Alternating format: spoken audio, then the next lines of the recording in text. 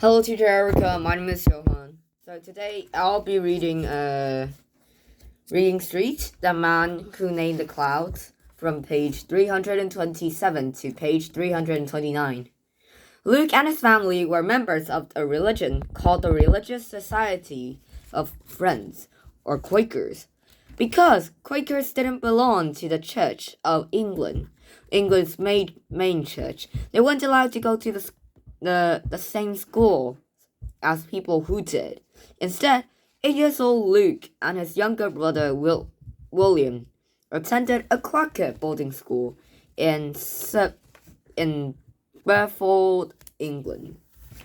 They lived at the school year-round, except for a short vacation on each summer.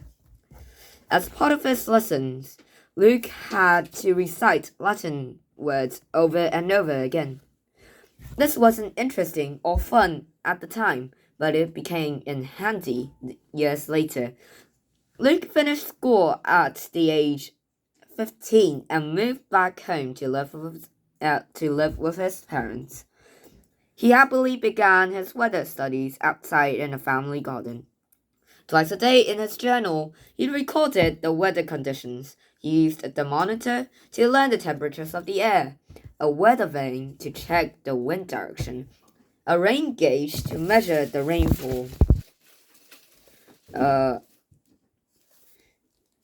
a barometer to measure the pressure of the atmosphere on the Earth's surface.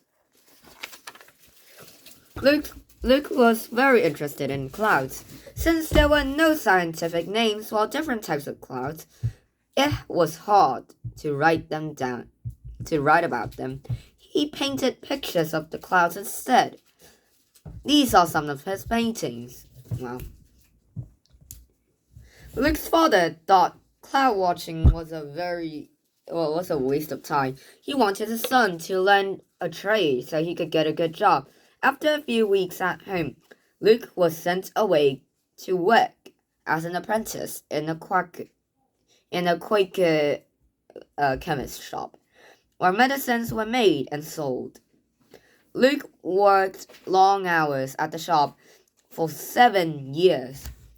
He didn't have time to study the weather, so he was unhappy. When he finally returned home, he went to work for another chemist for a few months. One day, he cut his hand badly with a glass bottle of poisonous chemicals he was holding broke. After he was well again, his father loaned him the money to open his own small chemist shop. At age 24, Luke married a woman named Maria Bella Elliot. Their first daughter, Mary, was born the following year. About that time, Luke became a manager of a large chemical factory and shop in the England village of Plaistow.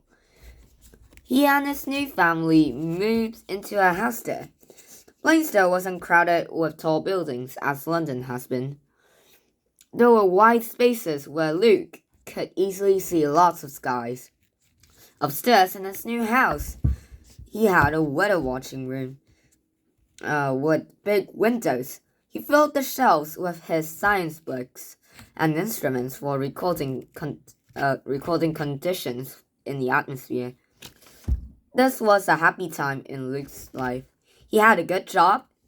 He made friends who liked to study science. Now he could get back to his hobby of weather study. Thank you for listening.